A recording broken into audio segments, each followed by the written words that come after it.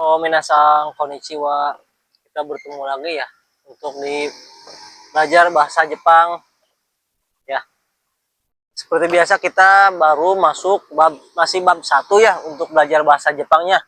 Kita kemarin sampai lupa ya untuk belajar bahasa Jepang untuk di peraturan-peraturan bahasa Jepang ya untuk pola kalimat ya.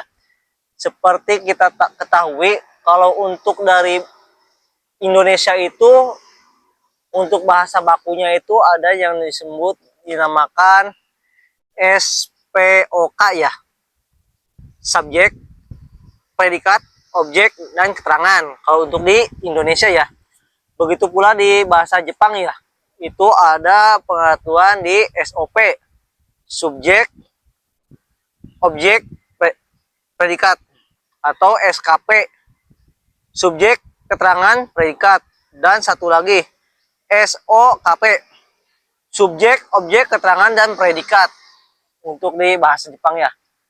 Kemarin kita sudah mengetahui ya untuk di kosakata. Yang pertama itu di watashi, artinya saya. Lalu di anata, Anda atau kamu. Lalu di sang ya, saudara, akhiran untuk ekspresi sopanan. Lalu di jin. Jin itu akhiran untuk menyebutkan warga negara ya. Lanjut kita untuk di lanjut ya. Masih di bab 1 ya. Lanjut kita belajar di sekarang itu di pola kalimat chan.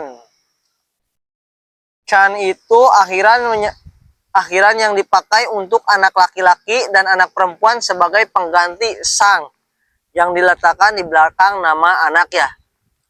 Kita biasa seperti biasa ya, kita berikan contoh dua contoh ya. Ari-chan wa gakusei desu. Ari-chan wa gakusei desu ya. Untuk Ari-chan wa itu masuk ke subjek ya. Lalu gakusei desu itu ke predikat. Ari-chan wa gakusei desu, yaitu Ari ada seorang siswa. Lalu yang kedua, contoh kedua itu Mira-chan Mira-chan wa pan o tabemasu. Mira-chan wa pan o tabemasu. Berarti itu Mira memakan roti. Mira makan roti ya. Untuk di Mira-chan itu masuk ke subjek.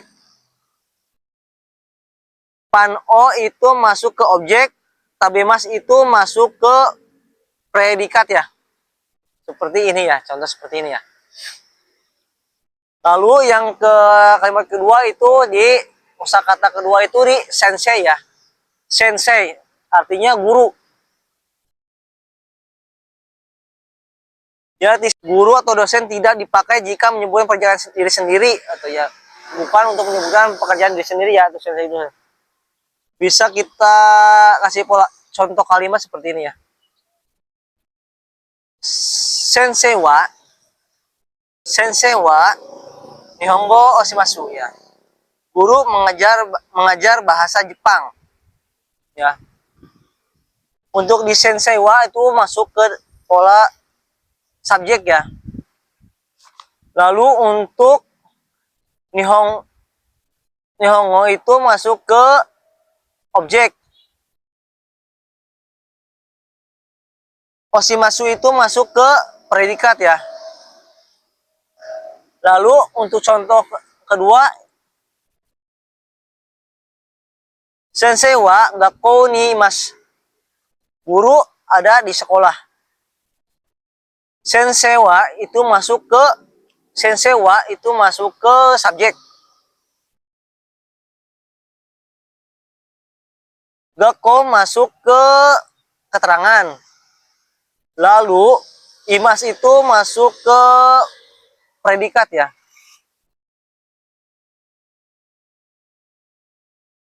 Lalu lanjut ke kosakata shin ya, kalian perusahaan ya.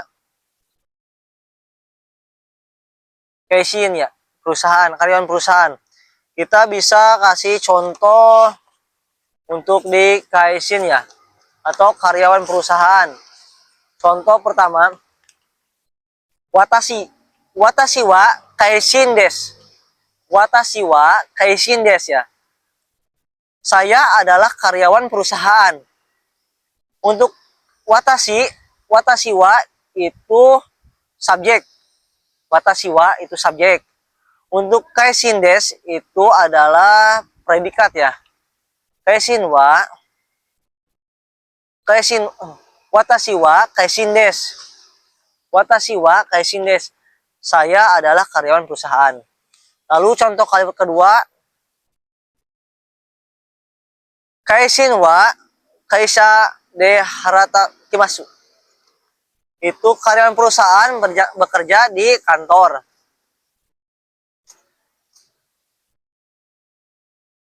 Kaishin wa itu subjek. Kaisha des itu keterangan. Lalu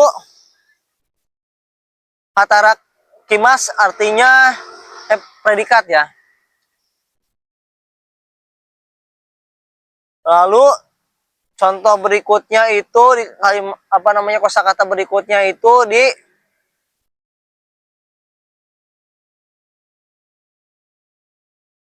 ginkoin. Ginkoi des. Karewa ginkoi des. Dia adalah pegawai bank. Karewa ginkoi des. Dia pegawai bank. Karewa artinya terus di subjek ya. Ginkoi des artinya di predikat. Mungkin untuk di pertemuan hari ini cukup sekian ya. Barangkali kalian bisa memahami sedikit ya untuk di pelajaran hari ini.